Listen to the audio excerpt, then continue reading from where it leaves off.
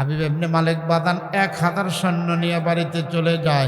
গেটের কাছে যাইয়া যখন টোকা মারছে, তার মেয়েটা যেই ঘরের ভিতরে থাকে, এবার বাদান রে আস্তে করে কানটা লাগাইয়া দেখে ওই ঘরের ভিতর থেকে আল্লাহ নামের জিকির শোনা যায়। হাবিব ইবনে মালিক দৌড়াইয়া যাইয়া মেয়েটার কানের সাথে কানটা লাগাইয়া ডাক দে বলে, মা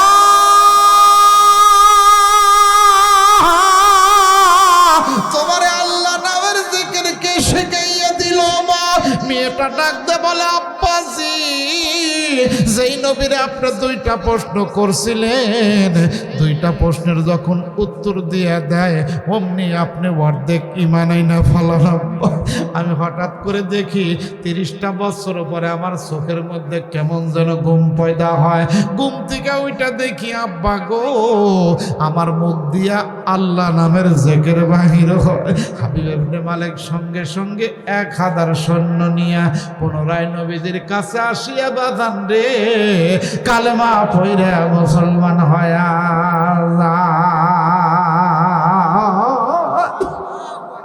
তাই আমার আল্লাহ রাব্বুল আলামিন ডাক দে বলে, বান্দা তোমার জীবন দশায় যদি তুমি 5টা আমল করো, আমি আল্লাহ তোমারে 3টা পুরস্কার দেব। 1 নাম্বার, আমি আল্লাহ তোমার সাথে থাকবো। আল্লাহর সাথে থাকলে আমার আপনার ভয় আছে, চিন্তা আছে। তাই আমার আল্লাহ বলে, বান্দারে তোমাকে আমি আল্লাহ রাব্বুল আলামিন 3টা পুরস্কার দেব। 1 নাম্বার, আমি আল্লাহ তোমার সাথে থাকব। 2 নাম্বার, রোজ মহাশরে তোমার তামাম জীবনের গুনাহ মাফ করে দিব। 3 নাম্বার, আমি আল্লাহ তোমারে বিনা হিসাবে জান্নাত দেব।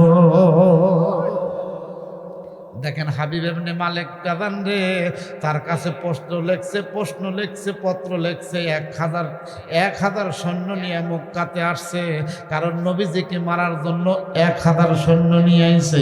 কিন্তু আমার আল্লাহ যদি বাঁচায় পৃথিবীর মানুষকে মারতে পারে। আরো ধরে কোন সেই নবী শুধু বাদান মানুষের নবী না, ঠিক কিনা? সেই নবী বাদান রে রাহমাতাল লিল আলামিন, যাকে না বানাইলে আমার আল্লাহ তামাম দুনিয়া বানাইতো না। কিয়ামতের কঠিন মুসিবতের দিনে প্রত্যেকটা নবী বাদান রে ইয়া নাফসি পড়বে, আর আমার আপনার নবী ইয়া হাবলি উম্মতি বলবে। ও বন্ধু, শুধু উম্মতের জন্য পেরেশানি। ও আমার তারাশি এলাকার বাবারা রে, তাই আল্লাহ 2 নাম্বার আমলের কথা বলছে। 2 নাম্বার আমল বলছে, ওয়া আকরাদতুমুল্লাহ করজান হাসানা। বান্দা তুমি যদি আমি আল্লাহকে কিছু কর্জ দাও, আমি আল্লাহ তোমার 3টা পুরস্কার দেব। আল্লাহর কি কোনো কিছু কর্জের দরকার আছে? আল্লাহ কি গরিব? কথা কয় না। আল্লাহ কি খায়? আল্লাহ পান করে? আল্লাহ কিছুই করে না। আল্লাহর কোনো কিছুর দরকার নাই। আল্লাহু গনিউন ওয়া আনতুমুল ফুকারা। পৃথিবীর সমস্ত মানুষ ফকির, ধনী হলো আমার আল্লাহ। জোরে বলেন ধনী কে? এরপরে আল্লাহ বলতেছে, ওয়া আকরাদতুমুল্লাহ করজান হাসানা। বান্দা তুমি যদি আমি আল্লাহকে কিছু কর্জ দাও, আমি আল্লাহ তোমারে 3টা পুরস্কার দেব। 1 নাম্বার, আমি আল্লাহ তোমার সাথে থাকব। 2 নাম্বার, রোজ মহাশরে তোমার তামাম জীবনের গুনাহ মাফ করে দিব। 3 নাম্বার, আমি আল্লাহ তোমারে বিনা হিসেবে জান্নাত দেব। 1 নাম্বার চিঠির ভিতরে লেখা আছে, আমার মাথার চুল আর মুখের দাড়িগুলা পাইকে গেছে। পাইছেন কি পান নাই? 2 নাম্বার চিঠির ভিতরে লেখা আছে, আমার চোখের জ্যোতিটা কমে গেছে। পাইছেন কি পান নাই?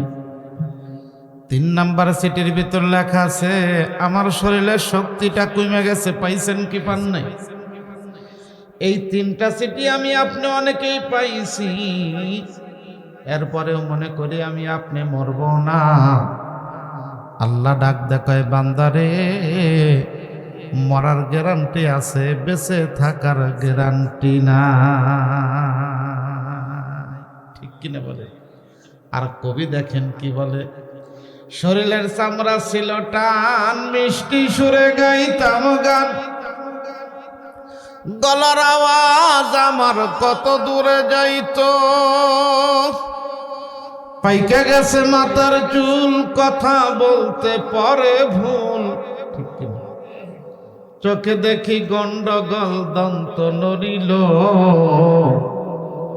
পাখি উড়ে যাওয়ার বুঝি সময় এলো। রঙ্গরসের দিন ছিল আমার একদিন, 12 ঘন্টা বেলায় আমার সন্ধ্যা হইল। পাখি উড়ে যাওয়ার বুঝি সময় এলো। ঠিক কিনা মুসলমান ভাইরা রে,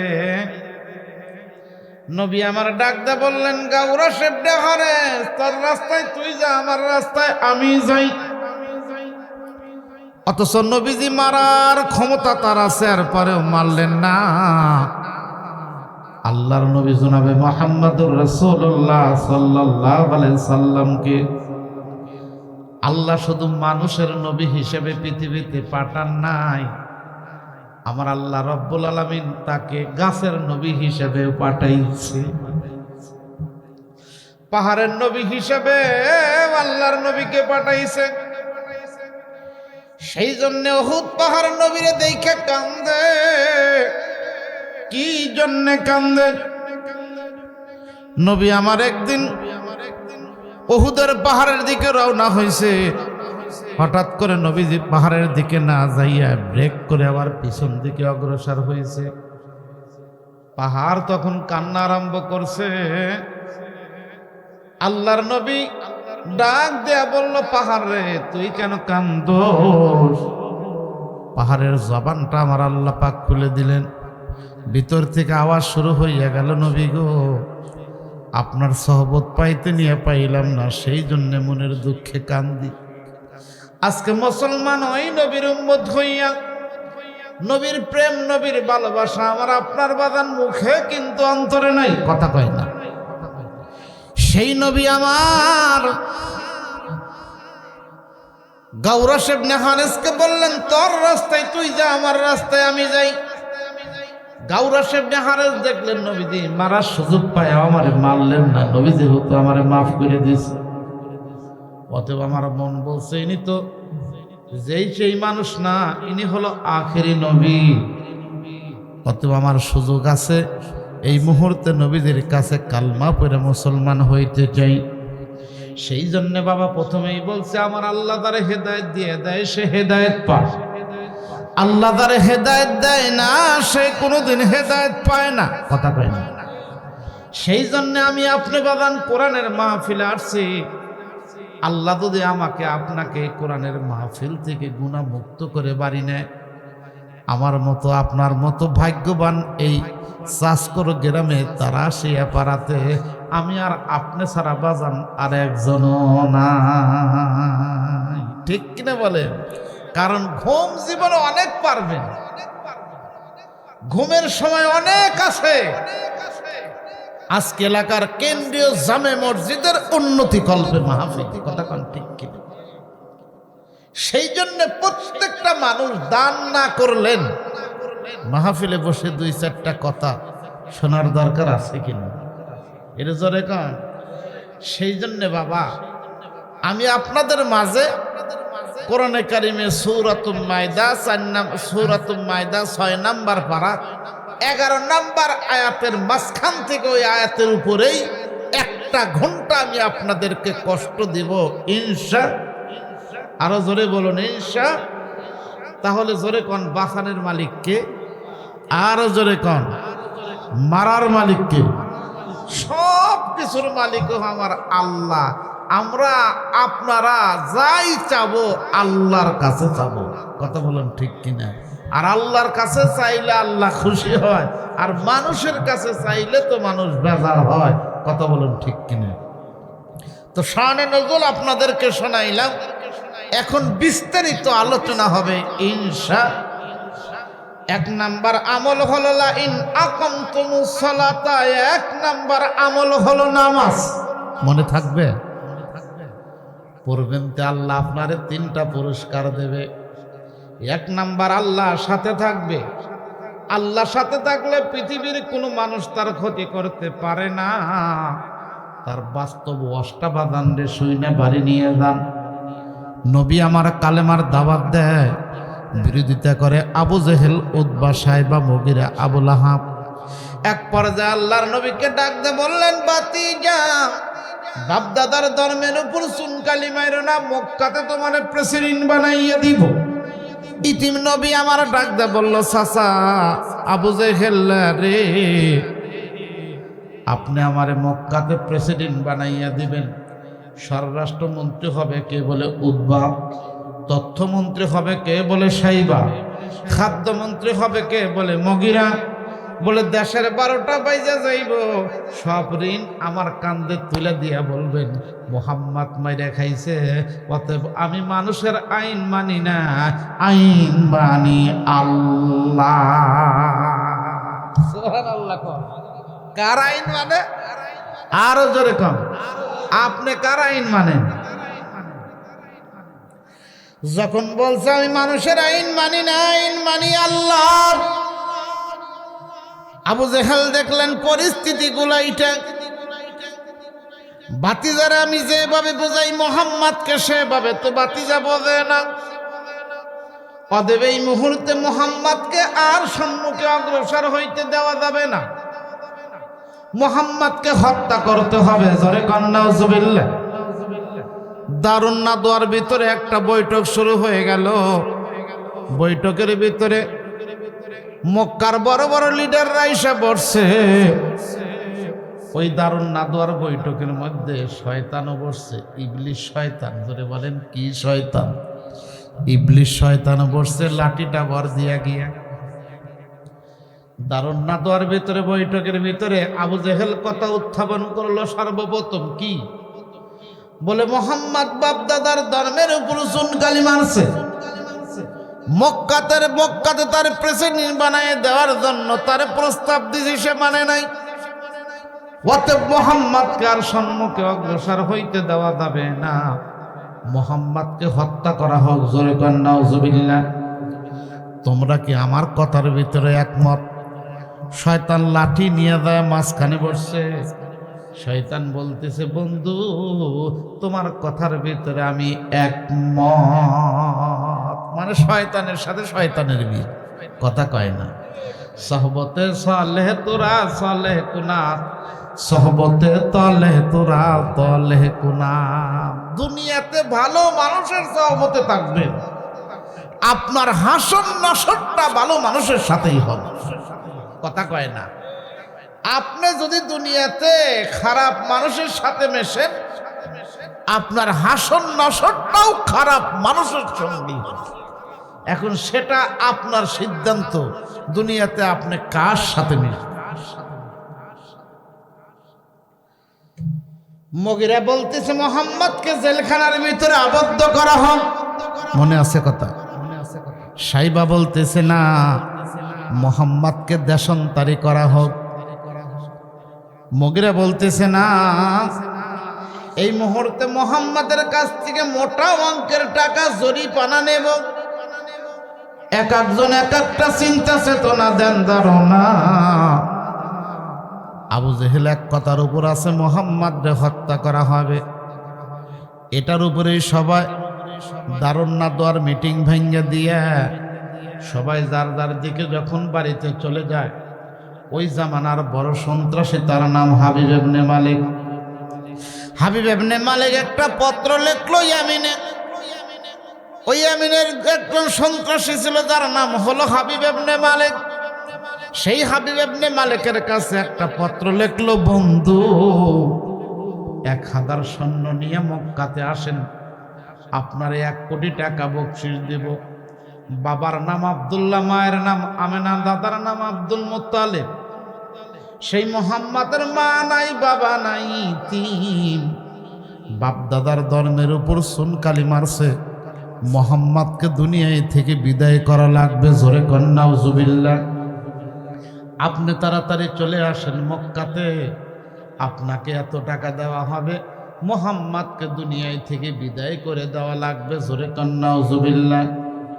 পত্রখানা হাবিব ইবনে মালিক পাইলেন। পাওয়ার পরে 1000 সৈন্য নিয়ে মক্কাতে আসছে। কয় হাজার? 1000 সৈন্য নিয়ে মক্কাতে আসিয়া হাবিব ইবনে মালিক মক্কাতে যখন আসছে, তার আগে আবু জেহেল স্বর্ণ দিয়ে 2টা চেয়ার বানাইছে।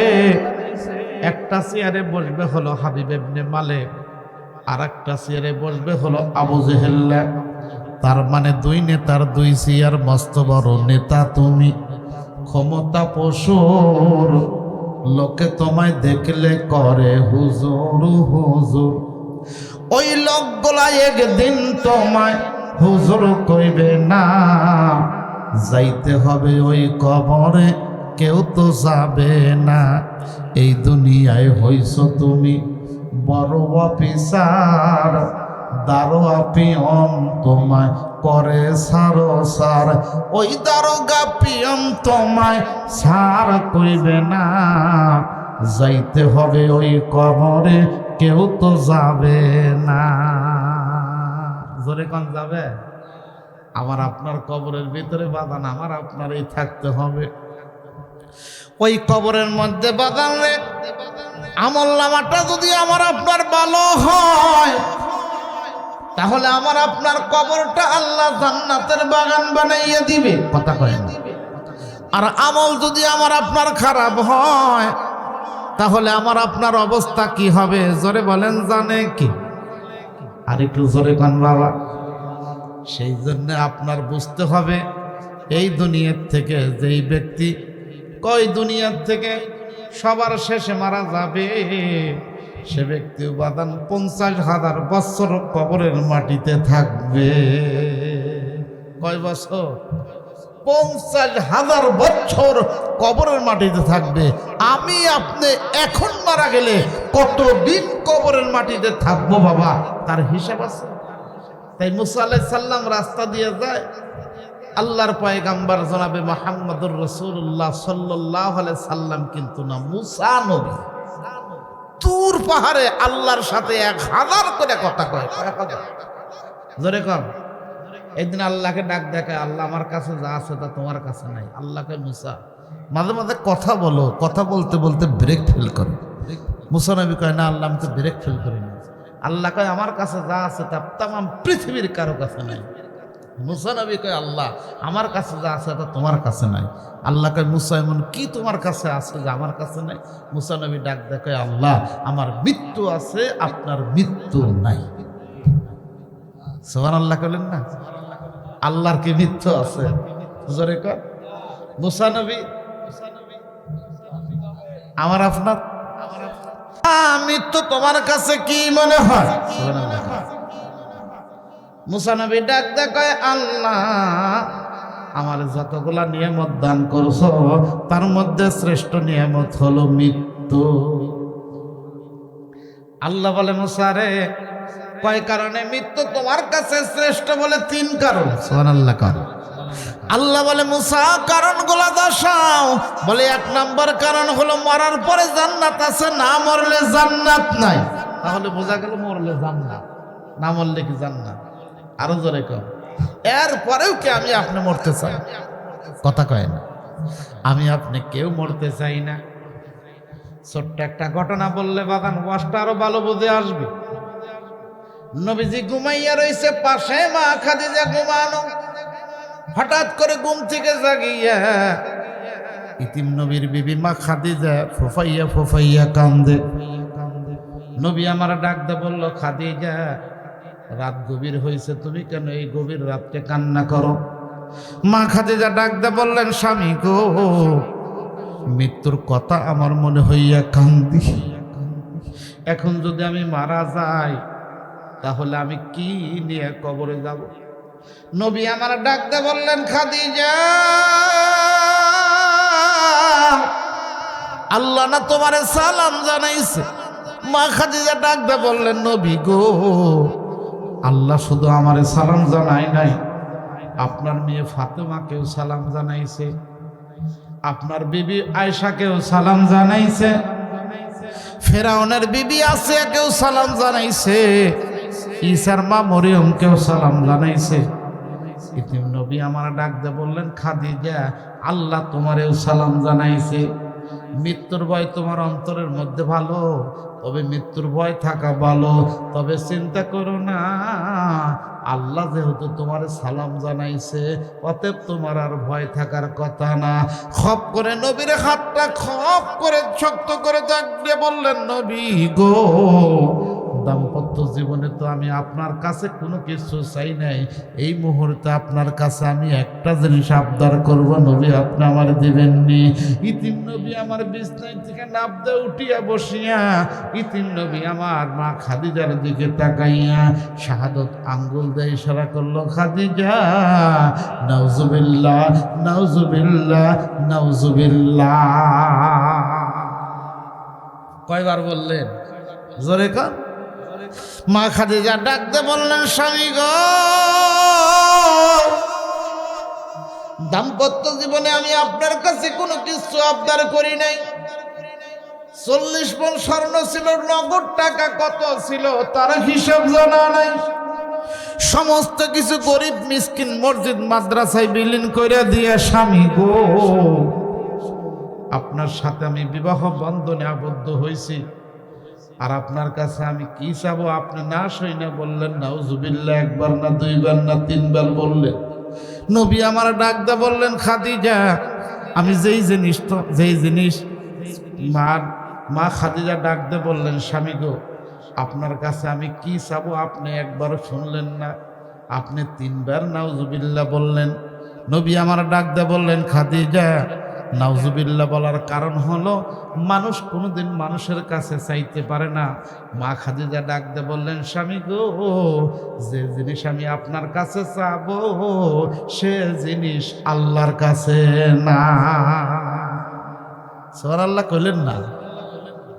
নবী আমার চমকে উঠে ডাকতে বলে, খাদিজা কি বলতেছ?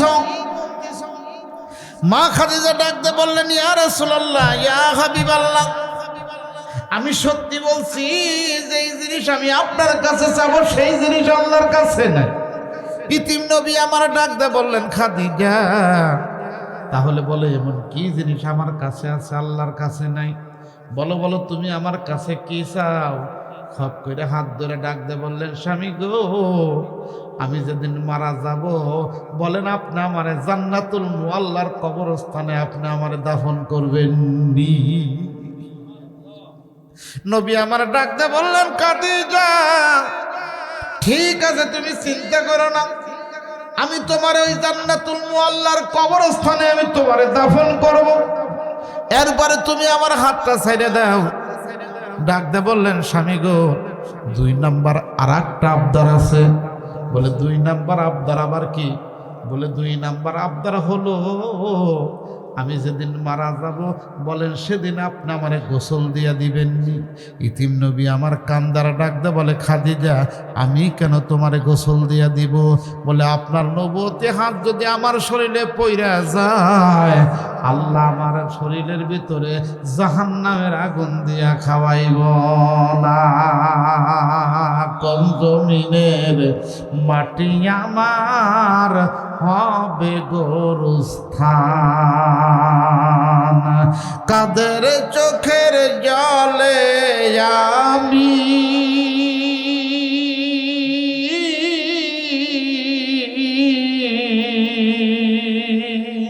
কাদের চোখের জলে আমি পাব পরিত্রাণ, কোন জমিনের মাটি আমার হবে গোরস্থান, কারাই আমায় গোসল দিবে, কে জানিবে কাফন, কারাই আমায় কেঁদে কেঁদে পরাবে দাফন, কারাই আমায়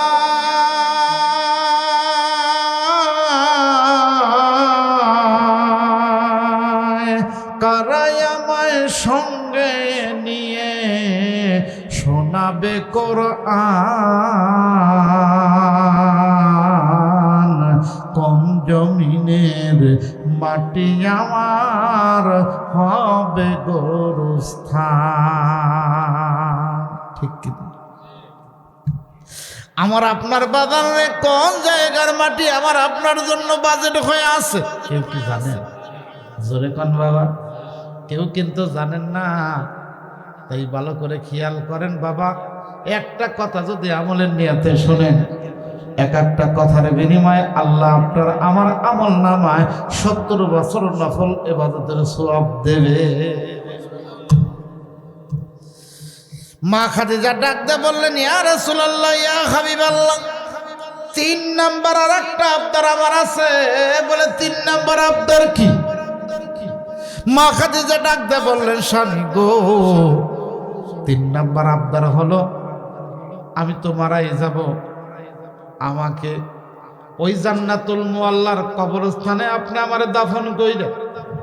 আপনি কিন্তু খবরদার আপনি আসবেন না। মুনকার নাকির ফেরেশতা আমারে 3টা প্রশ্ন করবে, মান রব্বুকা, মান দীনুকা, মান নাবিয়ুকা। এই 3টা প্রশ্নের উত্তর স্বামী আপনি দিয়ে দিবেন, আমি কিন্তু দিতে পারবো না। ইতিম নবী আমার ছোট্ট বাচ্চার মতো কান্দে। মা খাদিজা ডাকতে বললেন, স্বামী আপনি কাঁদেন কে? বলে আমি কান্না করতেছি এই জন্যে, মানুষকে দাফন করিয়া সবাই যখন 40 কদম দূরে চলে যায়, মুনকার নাকির ফেরেশতা তারে তুইলা 3টা প্রশ্ন করে। আমি যদি তোমার কবরের কাছে দাঁড়াইয়া থাকি, মুনকার নাকির ফেরেশতা তোমার প্রশ্ন করবে না, তোমার কাছে তো মুনকার নাকির ফেরেশতা আসবে না, কিন্তু তুমি তো আমার হাত ছাড়তেছ না। 3 নাম্বার আর একটা আবদার তুমি আমারে করলা, কিন্তু 3 নাম্বার আবদার তো আমি তোমার পুরা করতে পারবো না। খাদিজা তুমি আমার কাছে 3 নাম্বার আবদারটা করো না। ইতিম নবী আমার ডাকতে বললেন, খাদিজা 3 নাম্বার আবদার আমার পুরা করা সম্ভব না। মা খাদিজা কান্দে, ইতিম নবীজিও কান্দে।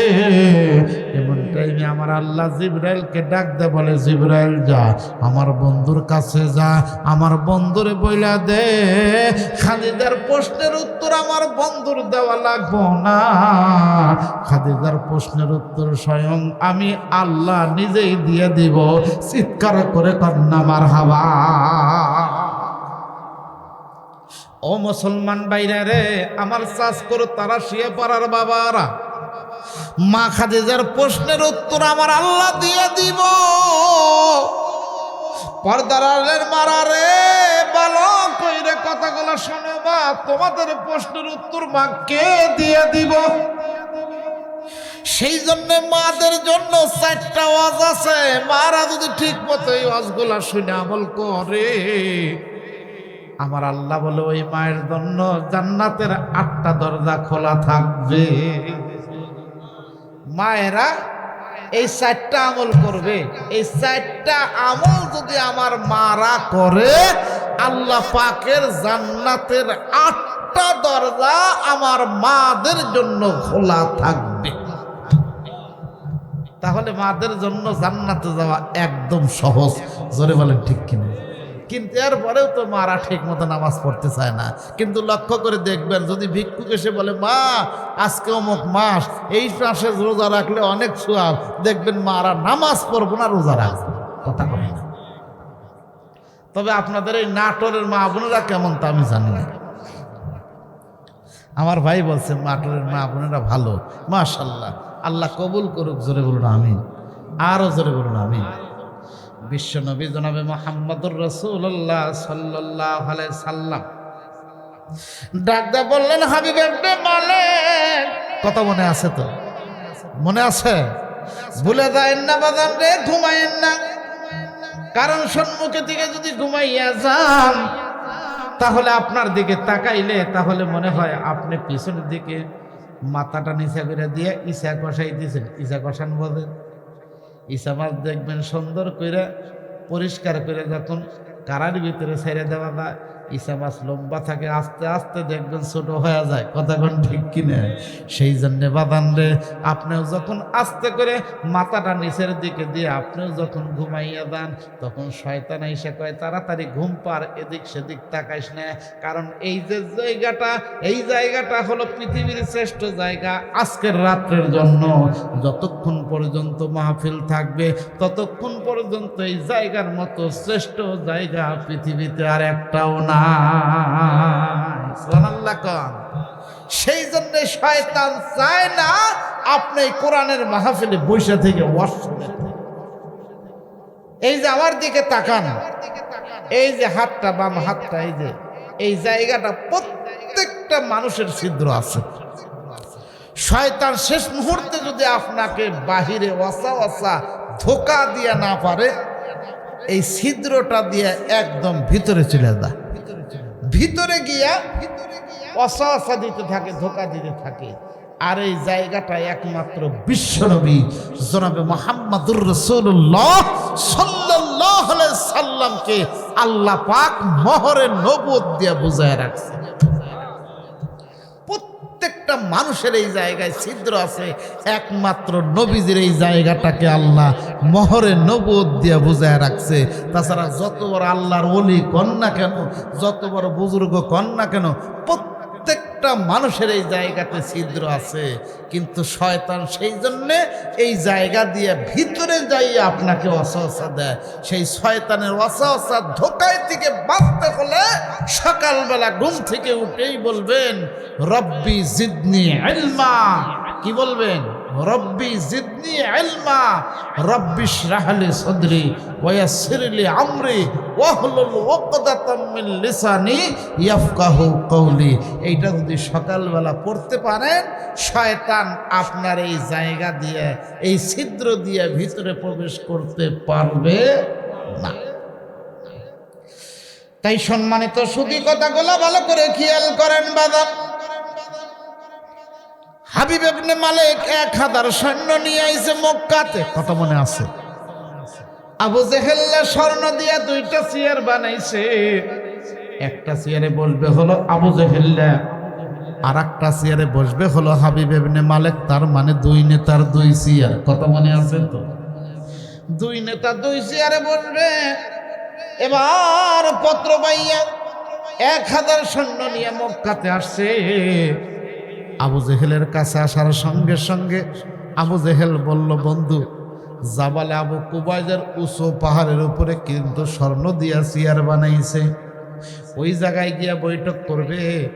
পৃথিবীর কোনো মানুষ যেন জানতে পারে না মুহাম্মদকে হত্যা করা হবে, কারণ মুহাম্মদকে হত্যা করবে, জোরে বলেন নাউজুবিল্লাহ, ওই জাবালে আবু কুবাইজের উঁচু পাহাড়।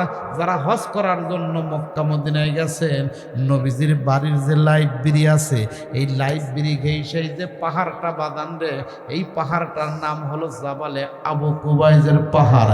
এই পাহাড়টাকে কাইটা সরকার এবং সৌদি গভর্নমেন্ট বাদান রে একটা 2টা, 1 তলা 2 তলা না, প্রায় 10 তলা 12 তলা বিল্ডিং বানাইয়া রাখছে।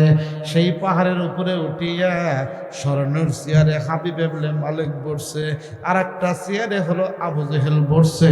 1000 চতুর্দিকে, 1000 সৈন্য চতুর্দিকে ঘেরাও করে রয়েছে। আবু জেহেল ডাক দে বলে, বন্ধু, আপনি পত্রখানা বাহিরে করেন। এবার পত্রখানা যখন বাহিরে করলো, এবার আবু জেহেল ডাক দিয়ে বললেন, বন্ধু, এই মুহাম্মদকে কি আপনি চেনেন? বলে, আমি কেমন করে চিনবো, আমি তো তারে চিনি না। বলে, আপনি বসেন। বলে, বসবো না, তাহলে আপনি ঠিকানাটা দেন। ঠিকানাটা কোথায়? বলে, ঠিকানা হলো বাবার নাম আব্দুল্লাহ, মায়ের নাম আমেনা, দাদার নাম আব্দুল মুত্তালিব। ইতিম, মা নাই বাবা নাই। বলে, যেই লোকটার মা নাই বাবা নাই, সেই লোকটার সাথে আপনার কেন বিরোধিতা? বলে, এক আল্লাহর কথা বলে।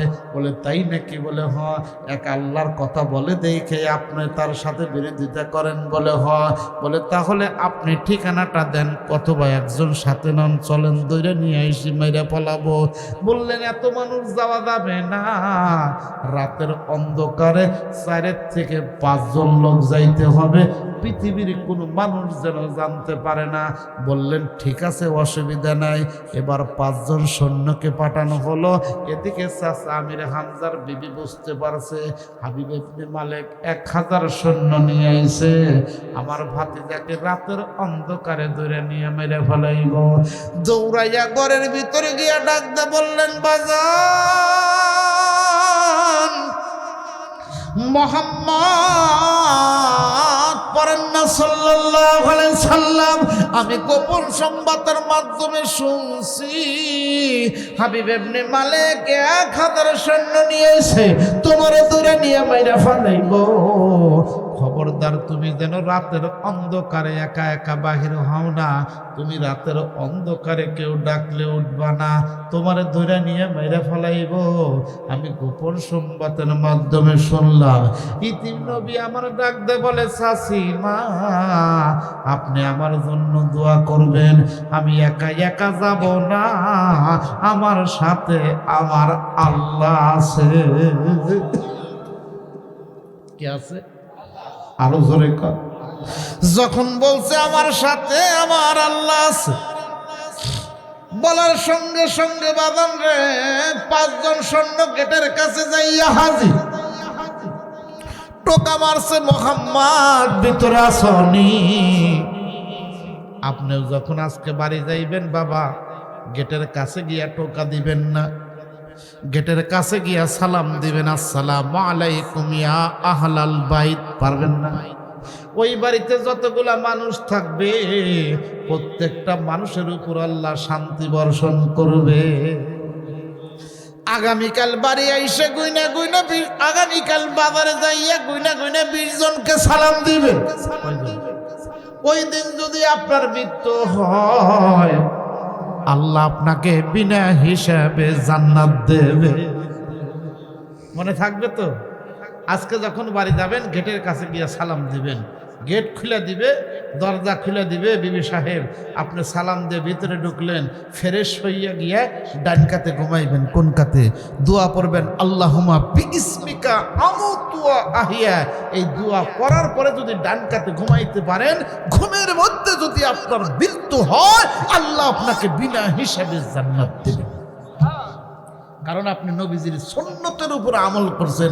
কথা বলেন ঠিক কিনা?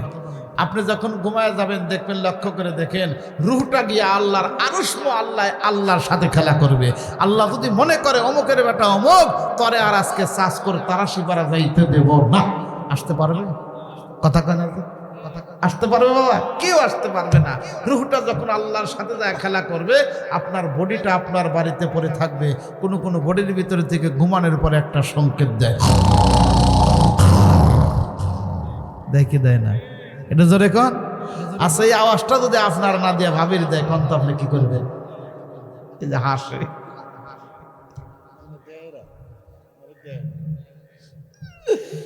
যদি আপনার না দিয়ে এই সংকেতটা ভাবির দেয়, কোন তো আপনি কি করবেন? দেখছেন নি একজনকে মেরে দিব, আপনার হলে কি ভাবি আপনারা মেরে দেয়? কারণ বিবিদেরকে ভালোবাসতে হয়, মহব্বত করতে হয়। বিবিদেরকে ভালোবাসবেন, মহব্বত করবেন, আল্লাহ আপনার সংসারের ভিতরে বরকত দিবে, বরকত দিবে। সুবহানাল্লাহ। নবী তো খালি নবী ছিলেন না, নবী কিন্তু স্বামীও ছিলেন। সুবহানাল্লাহ। নবী স্বামী হইয়া মাঝে মাঝে বিবিদের সাথে গল্প করতেন। আমরা তো বাবা বিবিদের সাথে গল্প করব কখন? গল্পের সময় হইলে আমরা চাষটলে গিয়ে আড্ডা মারি, বাজারে গিয়ে গল্প করি। কথা বল ঠিক কিনা? নবী একদিন বিবিদেরকে নিয়ে গল্প করতেছে, হঠাৎ করে মা আয়েশা ডাক দিয়ে বললেন, ইয়া রাসূলুল্লাহ, ইয়া হাবিবাল্লাহ, আমি একটা কথা বলতে চাই। বলে একটা কেন? 10টা কও, অসুবিধা নাই। বলে আমি বলবোই। বলে বলো। বলে সত্যি করে বলেন তো, আপনি আমারে বেশি ভালোবাসেন না অন্য বিবিদের বেশি ভালোবাসেন? সুবহানাল্লাহ।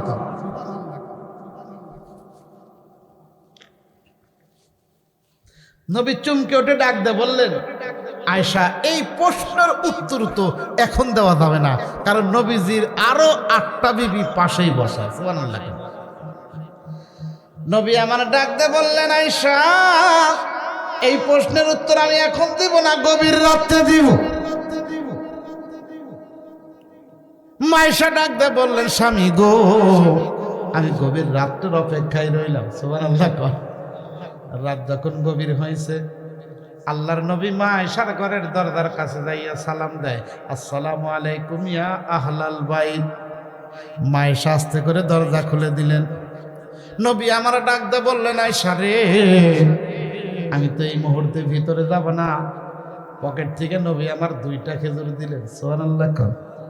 ডাক দিয়ে বললেন, আয়েশা আমি তোমার 2টা খেজুর দিলাম, রাতের অন্ধকারে তুমি যেন কাউরে জানাও না। আল্লাহর নবী ওখান থেকে অন্য বিবির ঘরে গেলেন, যার নাম হলো উম্মে সালমা। উম্মে সালমার ঘরে যাইয়া আল্লাহর নবী 2টা খেজুর দিয়ে বললেন, উম্মে সালমা আমি তোমার 2টা খেজুর দিলাম, খবরদার অন্য বিবিদের যেন জানাও না। ওখান থেকে নবী আমার মা হাফসার ঘরে গেলেন। মা হাফসার ঘরে যাইয়া আল্লাহর নবী 2টা খেজুর দিয়া বললেন, হাফসা আমি তোমার 2টা খেজুর দিলাম, খবরদার আর অন্য বিবিদের যেন জানাও না। ওখান থেকে নবী আমার মা মারিয়ার ঘরে গেলেন। মা মারিয়ার ঘরে যাইয়া আল্লাহর নবী 2টা খেজুর দিয়া বললেন, মারিয়া আমি তোমার 2টা খেজুর দিলাম, খবরদার আর অন্য বিবিদের যেন জানাও না। ওখান থেকে নবী আমার মা হাফসার ঘরে গেলেন। এইভাবে 9টা বিবির ঘরে যাইয়া, ওই টাইমে নবীদের 9টা বিবি ছিল, কারণ বাকি 2টা বিবি মারা গেছে। ওই 9টা বিবির ঘরে যাইয়া রাতে 18টা খেজুর দিয়েছে। 18টা খেজুর দিয়া সকালবেলা নবী আবার স্বামী হইয়া বিবিদের সাথে গল্প বসছে। সুবহানাল্লাহ। কোন মা আয়েশা ডাক দিয়ে বললেন, স্বামী গো আপনি তো বললেন না আমারে ভালোবাসেন না, অন্য বিবিদের বেশি ভালোবাসেন। ইতিম নবী আমার ডাক দিয়ে বললেন, আয়েশা রে গত রাত্রে যারে আমি চুপে চুপে 2টা খেজুর দিছি, আমি নবী তারে বেশি ভালোবাসি। আয়েশা কয়, নবী আমারে খেজুর দিচ্ছে, আমারে বেশি ভালোবাসে। সুবহানাল্লাহ কয় না। উম্মে সালমা কয় না, নবী আমারে খেজুর দিচ্ছে, আমারে বেশি ভালোবাসে। হাফসা কয় না, নবী আমারে খেজুর দিচ্ছে, আমারে বেশি ভালোবাসে। 9টা বিবি মনে করতেছে নবী আমারে বেশি ভালোবাসে। আর আমাদের একটা বিবি 20 বছর সংসার করার পরে কয়, একমাত্র আমি দেখেই তোমার ভাত খাইলে। কথা কয় না, তুমি খালি দেখবার পারো না, যাও তারা শিয়া গ্রামে যাও, দেখো কে আমারে ভালোবাসে না। দেখছেন পর্দার আলের মারা রে, স্বামী ছাড়া যদি বলো অন্য পুরুষ বেশি ভালোবাসে, জোরে বলেন বেদাল আছে কি নাই? আরো জোরে কর। ইতিম নবী আমার একদিন মা ফাতেমাকে ডাক দেখায়, মা রে খবরদার স্বামীর সাথে যেন কোনোদিন বেয়াদবি করো না।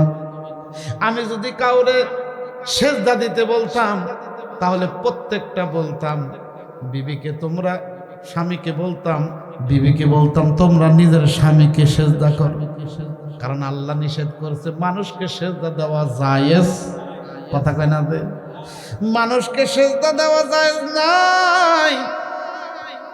সেই ফাতেমা সেই আয়েশা একদিন বলতেছে, আব্বা আল্লাহ আমার জান্নাতের সরদারনি বানাইছে, কিন্তু আমারে শুধু বানায় নাই, আমার হাসান হুসাইনকে জান্নাতের যুবকদের সর্দার বানাইছে। সুবহানাল্লাহ।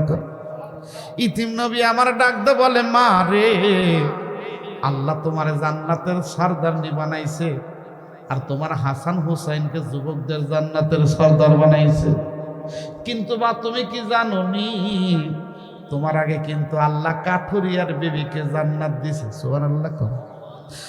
সঙ্গে সঙ্গে চুমকে উঠে ডাকতে কয়, আব্বা আল্লাহ আমার জান্নাতের সরদারনি বানাইয়া আমার আগে কেন কাঠুরিয়ার বিবিকে জান্নাত দিল? ইতিম নবী আমার ডাকতে বললেন, মা রে এটা তো আমি জানি না, জানে আমার আল্লাহ। সুবহানাল্লাহ। কোন জোরে বলেন কে জানে? আরো জোরে কর। সঙ্গে সঙ্গে ডাক দেখায়, আব্বা কাঠুরিয়ার বাড়ি কোথায়? বলে ওই যে দেখা যায় মরুভূমির ভিতরে ছোট্ট একটা ঘর, ওই ঘরের ভিতরে কাঠুরিয়ার বিবি থাকে আর স্বামী থাকে। বলে আমার জানতে হবে কোন আমলের কারণে আল্লাহ আমার আগে তার জান্নাত দিল, আমার না জানলে চলবে না। নিজের স্বামীর কাছ থেকে অনুমতি নিয়ে রওনা দিছে। লম্বা ঘটনা সংক্ষেপে বলছি, কাটুরিয়ার বাড়ির গেটের কাছে যাইয়া সালাম দেয়, আসসালামু আলাইকুম ইয়া আহলাল বাইত। ভিতর থেকে ডাক দে, বলে বোন কে? বলে আমি নবীর মেয়ে ফাতেমা। বলে আপনি কি জন্য আসছেন? বলে আমি আসছি, আমি শুনতে পাইলাম নবীর কাছে আল্লাহ নাকি আমার আগে আপনাকে জান্নাত দিল। কোন আমলের কারণে আল্লাহ আমার আগে আপনাকে জান্নাত দিল সে আমলটার কথা শুনতে আসছি, জানতে আসছি। ভিতর থেকে ডাক দে, বলে বোন রে, আমি তো আপনার সাথে দেখা করতে পারবো না। বলে কেন? বলে আমার স্বামীর কাছ থেকে অনুমতি নেই না। পর্দার আড়াল মারা ভালো করে শুনো মা, যিনি জান্নাতের সরদারনি নবীর মেয়ে, সেই গেছে একটা কাটুরিয়ার বাড়ির ঘরের দরজার কাছে। একটা মেয়ে মানুষ আর একটা মেয়ে মানুষের সাথে দেখা করবে, এরপরেও বাদাম রে সেই দেখাটা করবে, কিন্তু স্বামীর কাছ থেকে অনুমতি নেয় নাই দেখে দেখা করতে পারবে না। একটু ভালো করে শোনো মা, তুমি যতই নামাজ পড়ো না কেন, রোজা রাখো না কেন, তোমার স্বামী যদি তোমার উপর বেজার হয়, ওই নামাজ রোজা দিয়ে তোমার আল্লাহর জান্নাত পাওয়া যাবে না। স্বামী যদি খুশি হইয়া যায়, আবার আল্লাহ খুশি হইয়া যাইব। আবার আমার বাবাদেরকেও বলি, স্ত্রীদেরকেও আপনাদেরকেও ভালোবাসতে হবে। আপনারা যখন বাড়ির ভিতরে ঢোকেন, স্ত্রী মনে হয় স্বামী আসতেছে না দারোগা আসতেছে, কথা হয় না, মনে হয় স্বামী আসতেছে না বাড়িতে দারোগা ঢুকতেছে। সেই জন্যে আপনাদেরও বাদান রে নমনীয় হওয়া লাগবে, কারণ আল্লাহ পাক বানাইছে আমাকে আপনাকে, আর আল্লাহ রব্বুল আলামিন বাবা আদমকে বানানোর পরে জান্নাতের ভিতরে থাকতে দিল।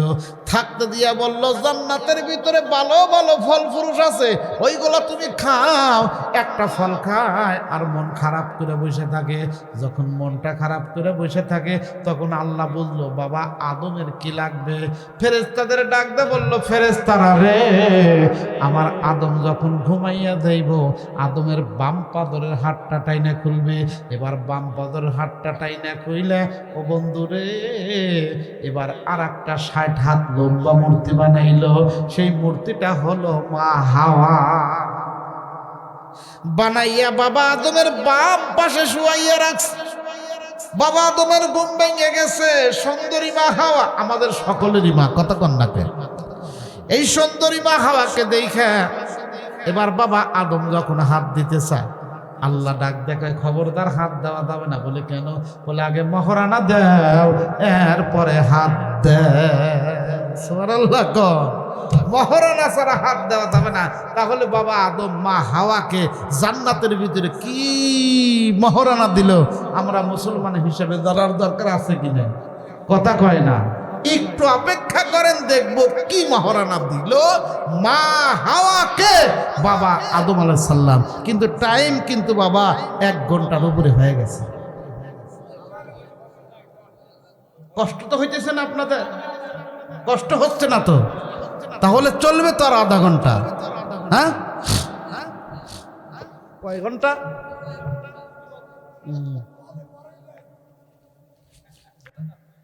তবে আপনারা ভয় পায়েন না, অল্প সময়ের মধ্যে শেষ করে দিব। কারণ যদি বাদান এই আলোচনা যদি শেষ না করে, আপনাদের মজাও লাগবে না, ধরে কোন ঠিক কিনা? ডাকদা বললেন, বোন, এই মুহূর্তে আমি আপনার সাথে দেখা করতে পারবো না। মনে আছে কথা?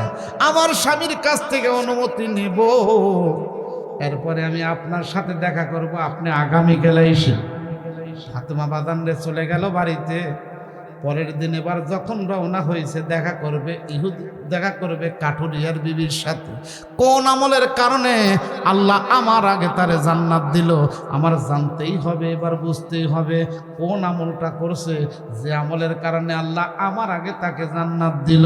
এবার দ্বিতীয় দিন রওনা দিয়েছে ছোট্ট হোসেন, 3 বছর 3.5 বছর। ডাকদা বলে, মা তুমি কোথায় যাও?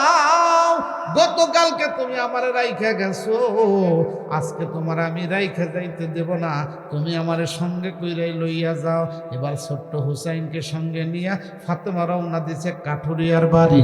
গেটের কাছে গিয়া সালাম দিছে, আসসালামু আলাইকুম ইয়া আহলাল বাইত।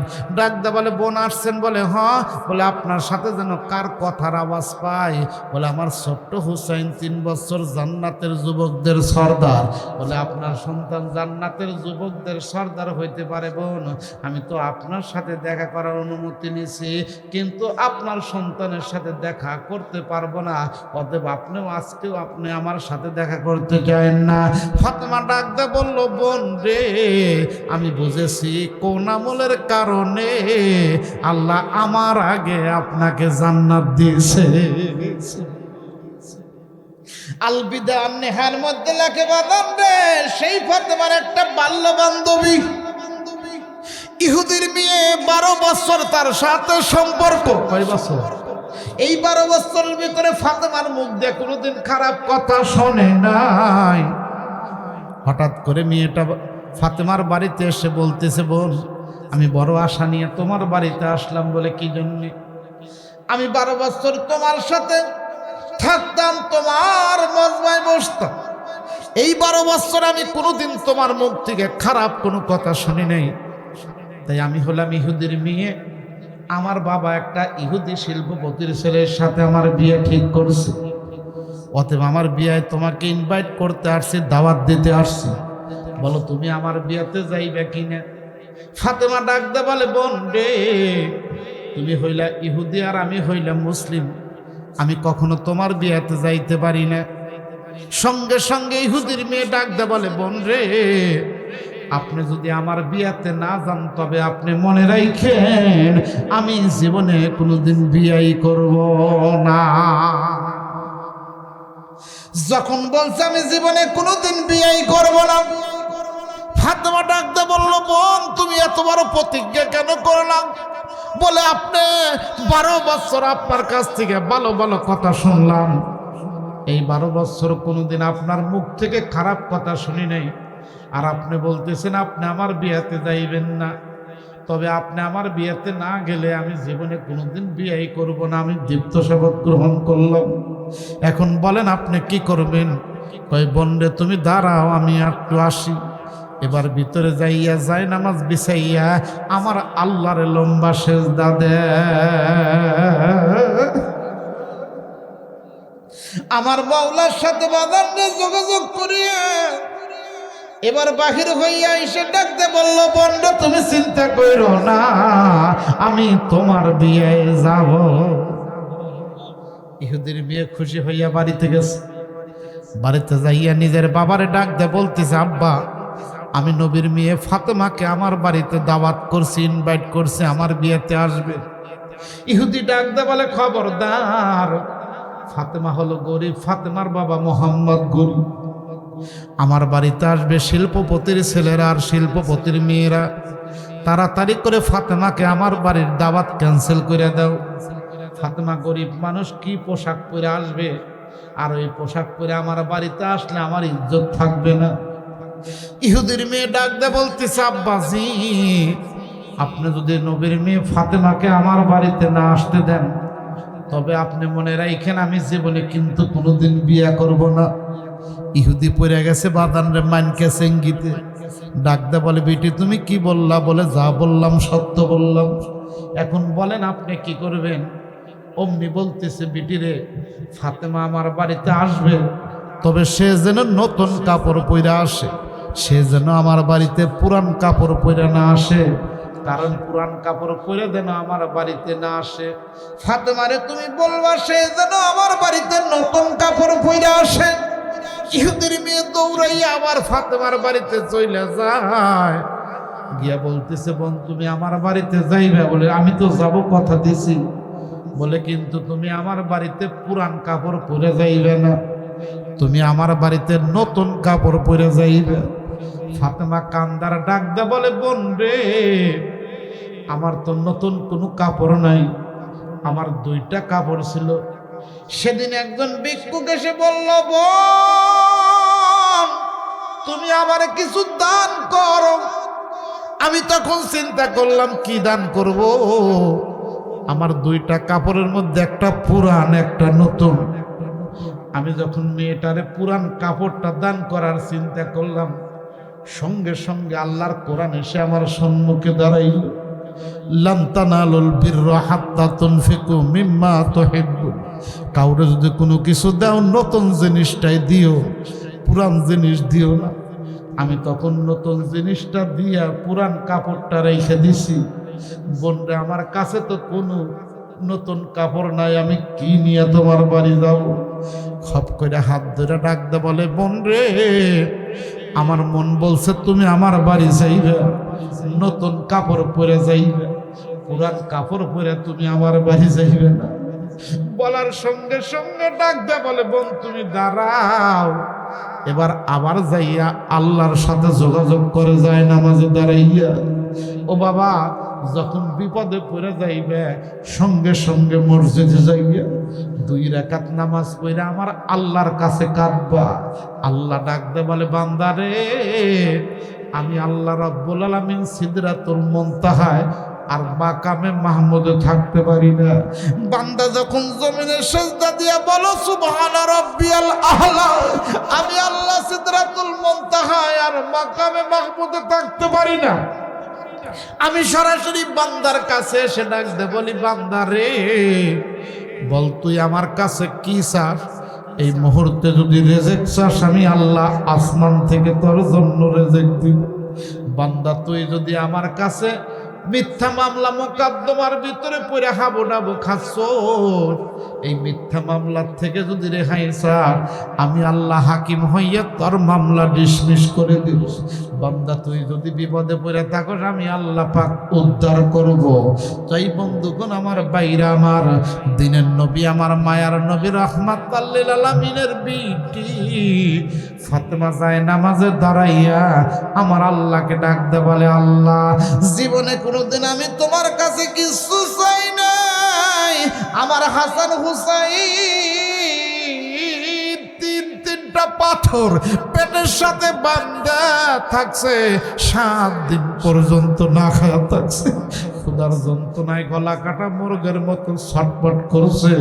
এরপরে আমি কোনোদিন আল্লাহ তোমার কাছে আমার হাসান হুসাইনের জন্য কিছু চাই নাই। আজকে ইহুদির বাড়িতে বিবাহের দাওয়াত করছে, তার বিবাহের জন্য আমার ইনভাইট করে গেছে। আল্লাহ, তুমি এমন একটা পোশাক তুমি আমারে দিবা, যেই পোশাক পরে আমি ইহুদির বাড়ি যাব, আর ইহুদির যত যুবতী মেয়েরা আছে আমার পোশাক দেখে যেন তারা কালেমা পইরা মুসলমান হয়ে যায়। আল্লাহ রাসূল বল, সোজা পথে চল, নইলে গন্ডগোল সামনে।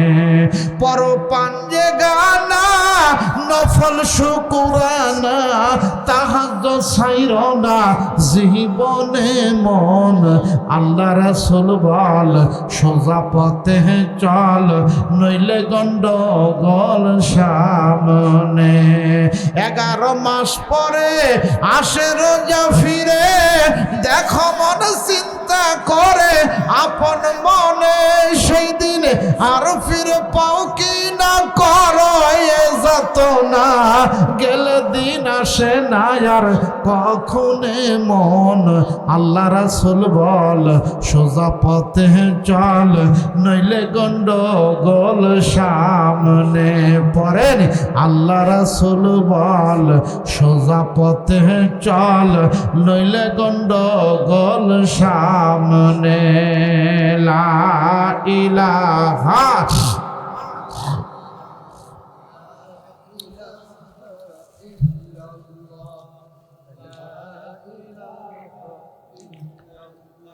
জোরে লা ইলাহা, লা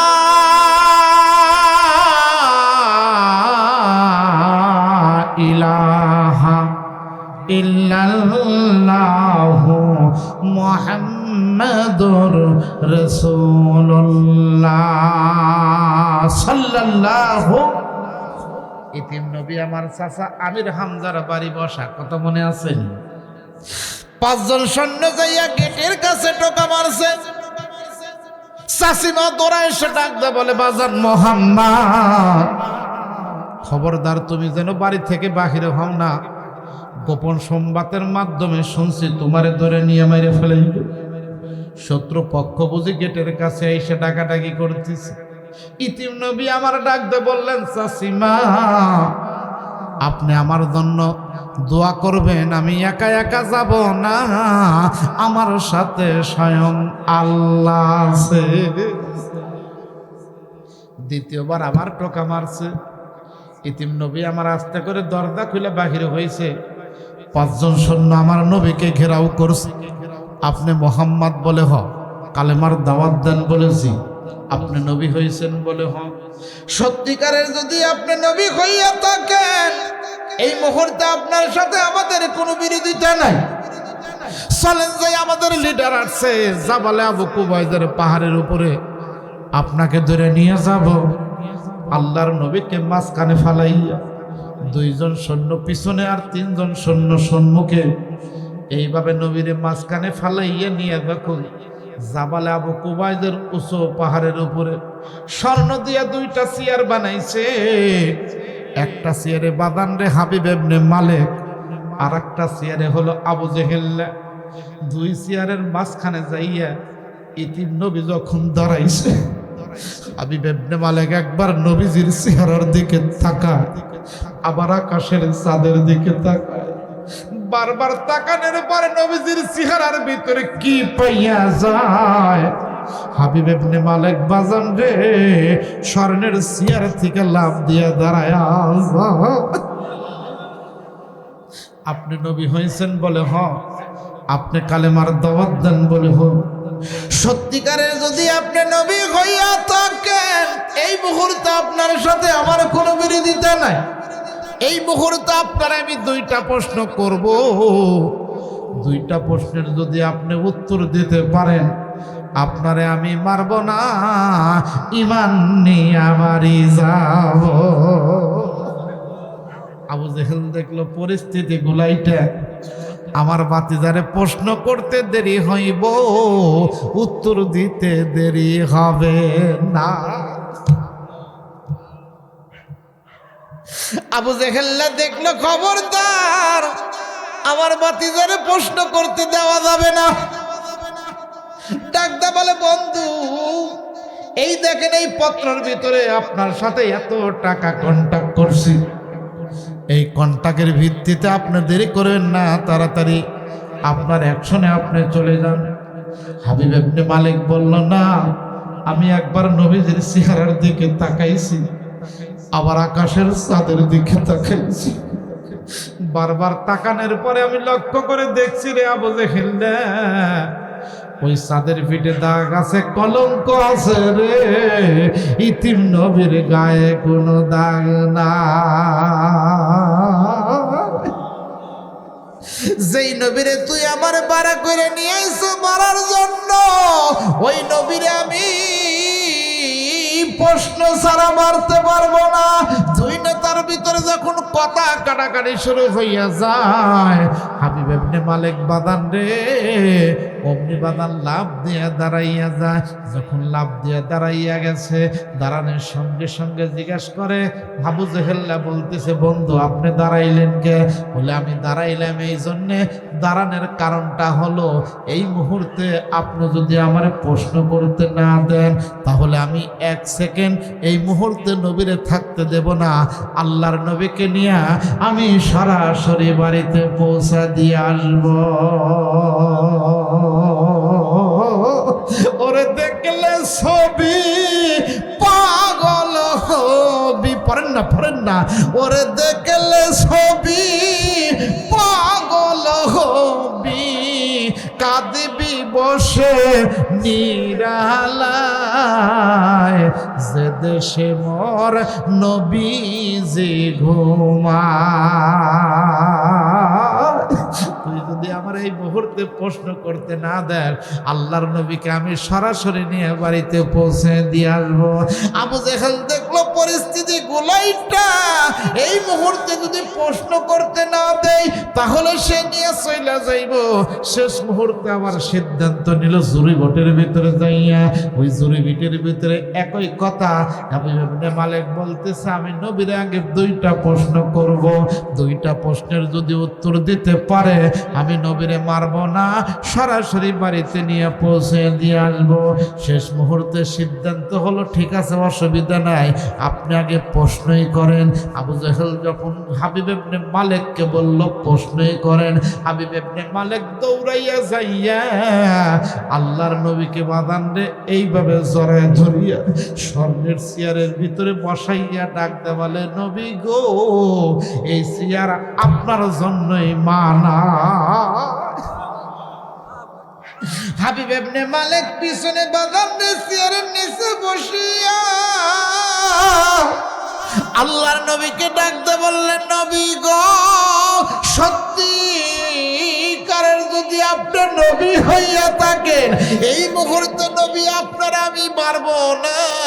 দুইটা প্রশ্নের মধ্যে এক নাম্বার প্রশ্ন, নবী সত্যিকারের যদি আপনি নবী হইয়া থাকেন এই মুহূর্তে শাহাদত আঙ্গুল দিয়ে ইশারা করিয়া আপনি চাঁদটাকে দুই টুকরা করে আমারে দেখাইয়া দেন। আল্লাহর নবী আকাশের দিকে তাকাইয়া শাহাদত আঙ্গুল দিয়ে ইশারা করলো, চাঁদ রে দুই টুকরা হইয়া যা। সঙ্গে সঙ্গে চাঁদ ফেটে দুই টুকরা হইয়া থর থর থর থর করে কাঁপতেছে। ইতিম নবী আমার ডাকদা বললেন, চাঁদ রে তুই কেন কাঁপড়? চাঁদের ভিতর থেকে আওয়াজ শুরু হয়ে গেল, নবী গো, আপনি আমারে প্রশ্ন করার পরে আমি কোনো বেদবি করলাম নি, সেই জন্যে আমি চাঁদ কাঁপি। নবীজি প্রথম নাম্বার প্রশ্নের উত্তর সঠিক হইয়া গেছে। সত্যিকারের যদি আপনি নবী হইয়া থাকেন এই মুহূর্তে দুখণ্ডিত চন্দ্র পূর্ণিমার চাঁদ করে আমারে দেখাইয়া দেন। আল্লাহর নবী আকাশের দিকে তাকাইয়া শাহাদত আঙ্গুল দিয়ে ইশারা করলো, দুখণ্ডিত চন্দ্র রে পূর্ণিমার চাঁদে পরিণত হইয়া যা। সঙ্গে সঙ্গে দুখণ্ডিত চন্দ্র পূর্ণিমার চাঁদে পরিণত হইয়া যায়। হাবিব ইবনে মালিক বাদান রে অমনি ওয়ার্দে কি মানাই না ফালায়া দে। দৌড়াইয়া ভিতরে যাইয়া বাদান এক গ্লাস পানি লইয়া আইছে। আল্লাহর নবীরে ডাকতে বললেন, নবী গো, দুইটা প্রশ্ন করার পরে আমার মন বলছে আপনি আখেরি নবী ছাড়া কেউ না। ইয়া রাসূলুল্লাহ, ইয়া হাবিবাল্লাহ, এই মুহূর্তে আমার মন বলছে আপনি আখেরি নবী ছাড়া কেউ না, আপনি একটু এই গ্লাসের মধ্যে ফু দিয়ে দেন। বলে, এই গ্লাসের মধ্যে কেন ফু দিব? বলে, কেন ফু দিবেন নবীজি জানেন না? দুইটা প্রশ্ন করার পরে আমার মন বলছে আপনি আখেরি নবী ছাড়া কেউ না। আমার একটা মেয়ে 30 বছর হলো কথা বলতে পারে না নবীজি, আমার মন বলছে আপনার কাছ থেকে এক গ্লাস পানি ভরে লইয়া যাইয়া আমার মেয়েটারে খাওয়াইয়া দিলে আমার মেয়ের মুখ দিয়া কথা বাহির হইব। নবীজি আপনি একটু গ্লাসের মধ্যে ফু দিয়ে দেন। আল্লাহর নবী গ্লাসটা হাতে নিয়ে যখন ফু দিব এমন টাইমে আমার আল্লাহ জিবরাইলকে ডাক দেয়, বলে,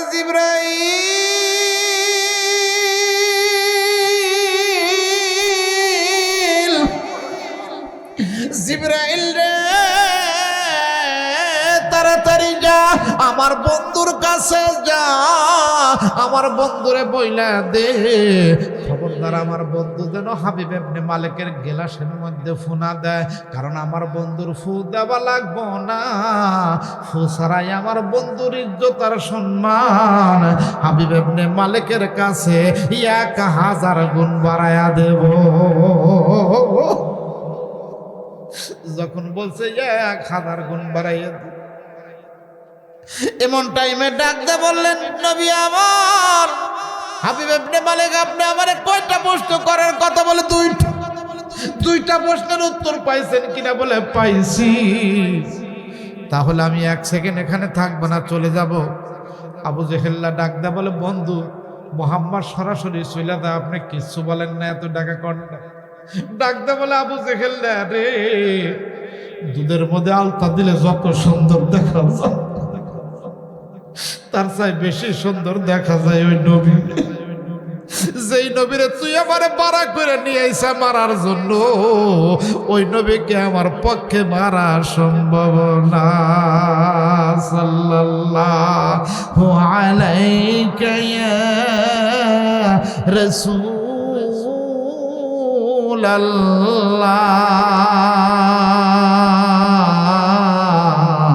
ওয়া সাল্লামা আলাইকা ইয়া হাবিবাল্লাহ।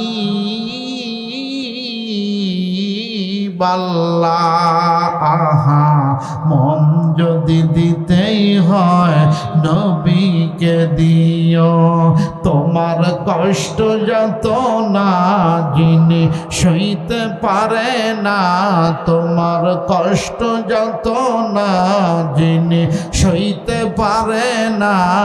আহা ওই নবীজির মহাব্বতে দরুদ পড়িও, মন যদি দিতে হয় নবীকে দিও।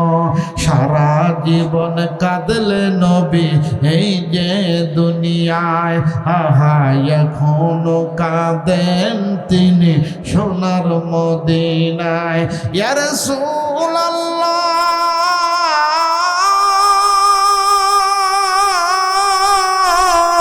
ইয়া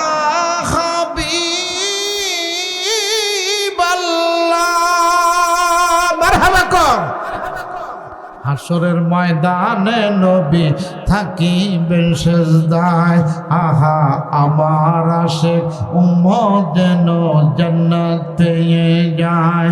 আহা হাসরের ময়দানে নবী থাকিবেন সেজদায়, আহা আমার আশিক উম্মত যেন জান্নাত পেয়ে যায়। ওই নবীজির মহাব্বতে, ওই নবীজির মহাব্বতে দরুদ পড়িও, মন যদি দিতে হয় নবীকে দিও। জাহান্নামের গেটে নবী দাঁড়িয়ে থাকবে, আহা চক্ষু মোবারকের পানি জড়তে থাকিবে। উম্মতের ওই পাগল নবী, উম্মতের ওই পাগল নবী মনে রাখিও, মন যদি দিতে হয় নবীকে দিও, নবীকে ভালোবাসিও, নবীর দিদার চাহিও। আমিন কর, আরো জোরে কর।